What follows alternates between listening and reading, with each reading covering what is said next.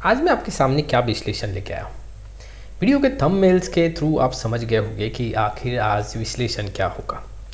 देखो, flexi cap category में अगर देखा जाए तो सबसे बड़े यूएम के साथ पारंपरिक फ्लेक्सी कैप म्यूचुअल फंड है और रिटर्न के मामले में भी डेटा काफ़ी स्ट्रॉन्ग देखने को मिल रहा है। लेकिन एक और फ्लेक्सी कैप म्यूचुअल फंड जो इस कैटेगरी में जी हाँ काफ़ी बेहतर डेटा के साथ अब देखने को मिल रहा है और रिटर्न के मामले में पारंपरिक फ्लेक्सी कैप म्यूचुअल फंड को यहाँ पे टक्कर दे रहा है। जानेंगे कि एचडीएफसी फ्लेक्सी कैप और पारंपरिक फ्लेक्सी कैप के म्यूचुअल फंड का जो डेटा है उसमें क्या अंतर है, कहाँ पे रिटर्न ज़्यादा है, SIP return, lump sum return, risk के पॉइंट को भी यहाँ पे समझेंगे। और वीडियो के लास्ट में मैं इन्वेस्टर को बताऊंगा कि आखिर कैसे इन्वेस्टर को कौन सा म्यूचुअल फंड यहाँ पे ज़्यादा सूटेबल है। इन्वेस्टर को मैं ये भी यहाँ पे शुरुआती दौर में एडवाइस करना चाहता हूँ कि अगर आपके पोर्टफोलियो में कोई फंड है, चाहे वो एचडीएफसी फ्लेक्सी कैप हो या पारंपरिक फ्लेक्सी कैप म्यूचुअल फंड हो, तो आप इन दोनों में से किसी भी एक के साथ कंटिन्यू कर सकते हो। लेकिन यहाँ पे दोनों म्यूचुअल फंड के साथ कंटिन्यू करना एक सही डिसीजन नहीं है। लेकिन कोई नया इन्वेस्टर इन दोनों म्यूचुअल फंड को लेके काफ़ी कंफ्यूज है, कैसे म्यूचुअल फंड को फोकस करें, इस वीडियो के माध्यम से काफ़ी इजी हो जाएगा डिसीजन लेने में। चलिए शुरुआत करते हैं। लेकिन आप में से बहुत ऐसे इन्वेस्टर हैं जिनको पोर्टफोलियो रिव्यू और डिज़ाइन को लेके प्रॉब्लम है। डिस्क्रिप्शन बॉक्स में आई डिटेल चेक करें और व्हाट्सअप नंबर के थ्रू हमारे साथ जुड़ सकते हैं। सबसे पहले मैं आपके सामने एसआईपी रिटर्न रखता हूं। आप देख सकते हो एक तरफ आपको एचडीएफसी फ्लेक्सी कैप का यहाँ पे एनुलाइज एसआईपी रिटर्न है, दूसरी तरफ पारंपरिक फ्लेक्सी कैप का यहाँ पे एनुलाइज एसआईपी रिटर्न देखने को मिल रहा है। पिछले एक साल का आंकड़ा देखें तो यहाँ पे जो रिटर्न है 10 से 15% का रिटर्न एचडीएफसी फ्लेक्सी कैप में देखने को मिल रहा है, जबकि पारंपरिक फ्लेक्सी कैप में 13 से 14% का रिटर्न है। ठीक 2 साल का रिटर्न देखें तो 21 से 22% का रिटर्न एचडीएफसी फ्लेक्सी कैप में है, जबकि पारंपरिक फ्लेक्सी कैप में 18 से 19% का रिटर्न देखने को मिल रहा है। 3 साल का अगर मैं एसआईपी रिटर्न देखूं तो 24 से 25% एचडीएफसी फ्लेक्सी कैप में और पारंपरिक फ्लेक्सी कैप में 22 से 23% का रिटर्न है।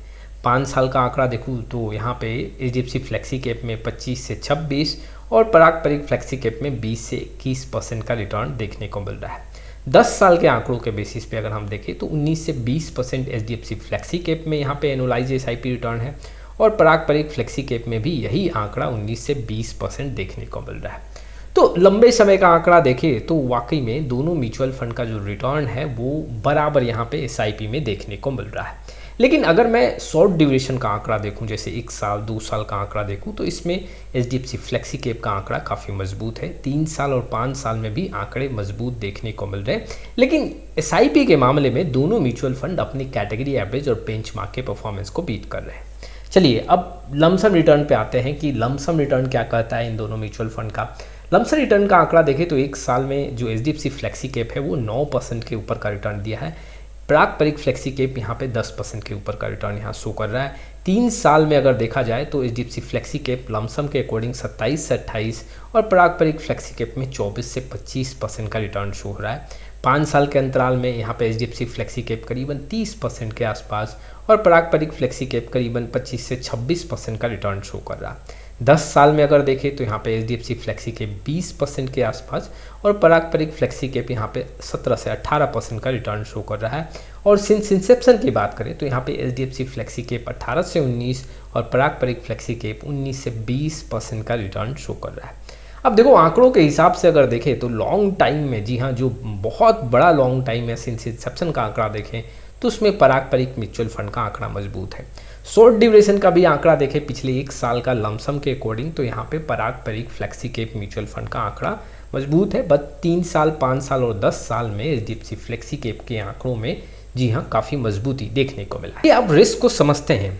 दोनों म्यूचुअल फंड का हम कुछ यहाँ पे रिस्क का डेटा रखते हैं और फिर समझते हैं कि वाकई में दोनों म्यूचुअल फंड में क्या रिस्क है। अब आंकड़े आपके सामने हैं। अगर देखा जाए तो पारंपरिक फ्लेक्सी कैप जो है थोड़ा सा कम वॉलेटिलिटी के साथ देखने को मिल रहा है। इट मीन्स कि यहाँ पे अप्स एंड डाउन्स काफ़ी कम देखने को मिल रहा है, क्योंकि यहाँ पे अगर आप देखोगे तो स्टैंडर्ड डेविएशन बीटा जो है कम देखने को मिल रहा है स्टैंडर्ड डेविएशन से, और यहाँ पे जो है काफ़ी कम फ्लक्चुएशन होता है।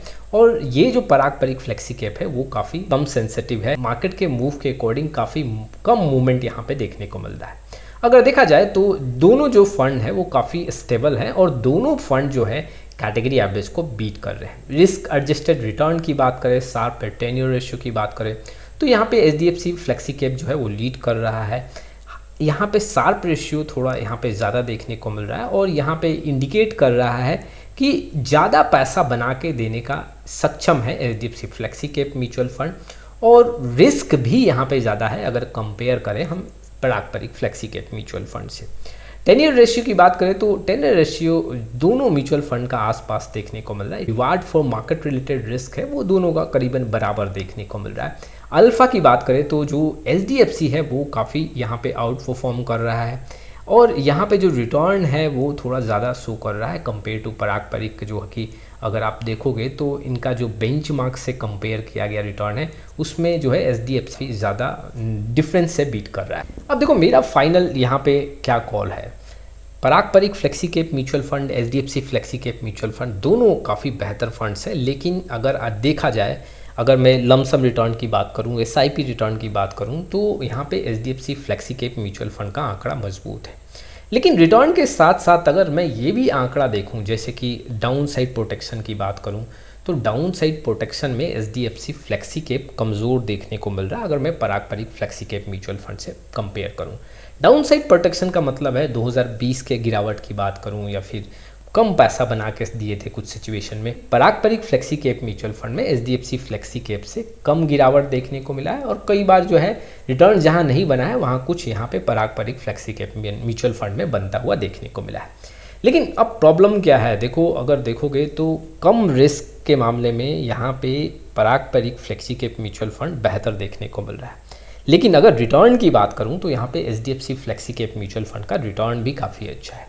तो जो इन्वेस्टर यहाँ पे थोड़ा सा कम वॉलेटिलिटी के साथ जाना चाहते हैं फ्लेक्सी कैप म्यूचुअल फंड में, वो पारंपरिक फ्लेक्सी कैप म्यूचुअल फंड को अपने पोर्टफोलियो में जगह दे सकते हैं।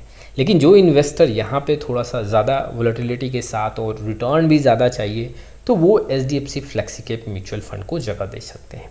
देखो अगर एक डेटा जो है पारंपरिक फ्लेक्सी कैप म्यूचुअल फंड को सबसे ज़्यादा स्ट्रॉन्ग क्या बना रहा है, एक जो है पॉइंट की अगर लंबे समय का आंकड़ा देखें तो इस म्यूचुअल फंड ने, जी हाँ, HDFC flexi cap mutual fund के रिटर्न को पछाड़ा है।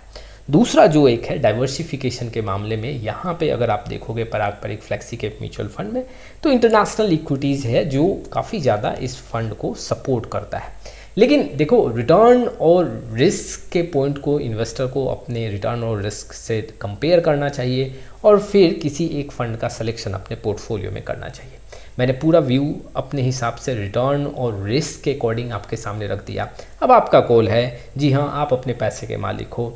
फिर मिलेंगे एक नए वीडियो के साथ, तब तक के लिए जय हिंद, जय भारत।